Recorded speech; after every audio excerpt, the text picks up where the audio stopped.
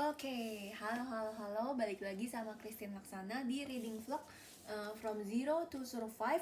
Kali ini kita bakal baca untuk yang bab 3-nya. Yuk, kita langsung lanjut aja. Membangun bisnis dari nol dan langkah-langkah yang si Theoderic jalanin. Ups, sorry, ternyata kemarin itu trailernya buat masuk ke bab 3. Bukan buat ngebahas yang di sebelumnya yang di part 2, di bab 2-nya. Gak apa-apa, kita lanjut lagi yuk. Gimana nih caranya bangun bisnis dari nol? Disclaimer versi Theoderic, menurut dia butuh 3 komponen utama, yaitu adalah 1. Resources, 2. Opportunities, ketiga adalah execution. Jadi buat kalian yang sekarang pengen mulai bisnis, si Theoderic ini saranin ambil kertas, pulpen, stabilo, atau notes di HP, atau buka Excel sheets. Terserah kalian deh. Yang penting bisa ngerangkum dan praktik bareng dari apa yang kalian baca di bab ini. Oke, kita masuk ke bagian resources atau sumber daya ya. Langkah pertama adalah nulis semua resource yang kalian punya. Nah, si Theoderic ini bagi jadi beberapa bagian. 1. Skill. Nah, dia bilang, lu perlu tanya ke diri sendiri, apa yang gue jago atau apa nih strength gue. Apa yang orang lain pernah bilang kalau lu hebat di situ. Misalnya lu bisa desain, public speaking, atau edit video. Pokoknya semua yang bikin lu pede, tulis aja. Skill ini adalah modal pertama lu. Kedua adalah kapital atau modal materi dan peralatan. Poin ini kita langsung realistis aja. Berapa modal yang real bisa lu keluarin? Entah itu 200.000, 1 juta, atau 100 juta. Tulis. Jangan lupa tulis juga kapital dalam bentuk lain seperti barang atau tools yang lu punya dan bisa lu pakai buat bisnis. Nah, ketiga adalah time. Ini poin yang gak kalah penting. Lu harus tahu berapa banyak waktu yang bisa lu luangkan buat bisnis. Kalau lu kuliah dan udah kosong dari jam 3 sore, tulis. Misalnya lu fresh grad, lu bisa 24 jam fokus bisnis. Atau lu kerja full time, weekend doang yang bisa dipakai, ya udah tulis aja semua.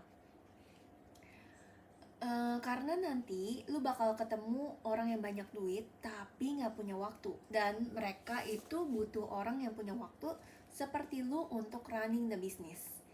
Kemudian knowledge atau pengetahuan. Apa aja yang lu ngerti dan tahu banget. Bisa jadi lu ngerti industri fashion, atau suka baca buku, resep masak, atau mungkin lu tahu banyak tentang gadget dan teknologi. Apa aja yang lu passionate dan ngerti banget, catat. Oke. Kemudian 1, 2, 3, 4. Kelima adalah connections atau koneksi. Nah, ini kunci pentingnya. Tulis siapa aja yang lu kenal dari lingkungan terdekat lu. Kayak papa, mama, om, tante. Tulis mereka kerja apa. Misalnya papa kerja di pabrik gula atau tante punya toko kue. Lalu, lu juga perlu lihat teman-teman lu. Siapa yang punya potensi buat bantu atau jadi partner di bisnis lu. Koneksi ini bisa jadi jembatan buat ngelangkah lebih jauh, bangun database dari orang-orang di sekitar lu. Nah, itu resources ya, udah ada 5 hal. 1, 2, 3, 4, 5. Nah, terus kita masuk ke bagian langkah yang bisnis yang si Theoderic ini masuk ke opportunities atau peluang. Setelah resources lu jelas, saatnya nyari peluang. Peluang bisa datang dari lingkungan di sekitar lu. Misalnya lu ada di komunitas bisnis, itu artinya lu ada di circle entrepreneur yang selalu cari produk atau jasa baru. Dari situ lu bisa cocokin peluang ini sama resources tadi. Contoh gampangnya, tante lu jago bikin kue dan lu ada di circle pengusaha. Otomatis peluangnya bisa bisnis hampers untuk pengusaha yang sering kirim-kirim hampers ke relasi-relasinya. Jadi lu harus pintar-pintar melihat peluang dari resources yang lu punya dan lingkungan sekitar. Nah, langkah bisnis berikutnya, tadi udah resources, opportunities, sekarang masuk ke execution. Terakhir, setelah lu punya resources dan tahu opportunities yang ada, saatnya eksekusi. Ini tahap penting buat mengubah ide jadi kenyataan. Gua kasih contoh dirinya si Theoderic sendiri ya. Dulu saat dia kuliah di semester 7-8, dia itu harus bikin proyek bisnis buat lulus kuliah di Prasmul. Nah, si Theoderic ini punya resource-nya adalah skill negotiating dan networking. Modal tabungan uangnya adalah 50 juta rupiah, waktu fleksibel karena udah nggak ada kelas di semester 7-8, knowledge di bidang bisnis, dan punya koneksi di kampus.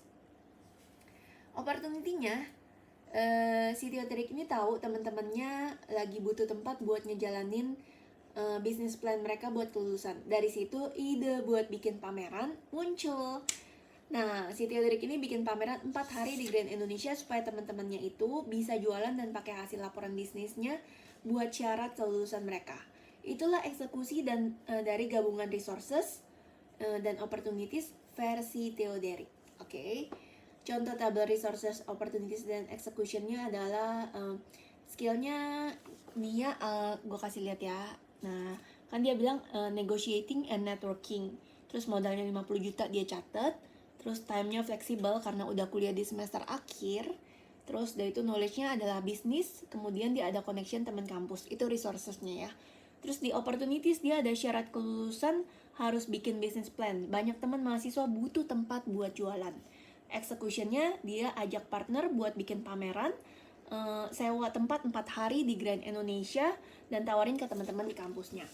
Nah, dari pengalaman Teoderik itu, kunci buat bangun bisnis itu bukan soal seberapa gede modal lu di awal, tapi gimana lu memanfaatkan resources yang lu punya secara optimal, ngelihat peluang di sekitar dan eksekusi segera. Dan yang paling penting, lu harus fleksibel dan siap buat beradaptasi. So, mari mulai dari apa yang lu punya sekarang dan terus improve seiring waktu. Oke.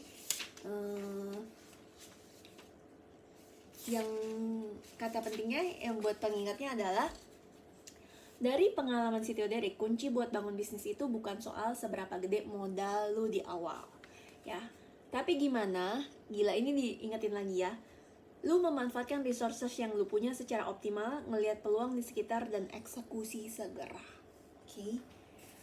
Bagus banget karena sometimes ketika kita baca kan sekilas lewat, tapi karena ini penekanannya berkali-kali, bahkan untuk kayak bikin kayak tabel di sheetnya ini, baiknya kita coba. Nanti gue share ya kalau yang ada satu video yang gue coba. Oke. Nextnya akan kita lanjutin buat bab 4 di next video tentang how I learn the value of networking. Oke, tunggu aja di situ ya. See you.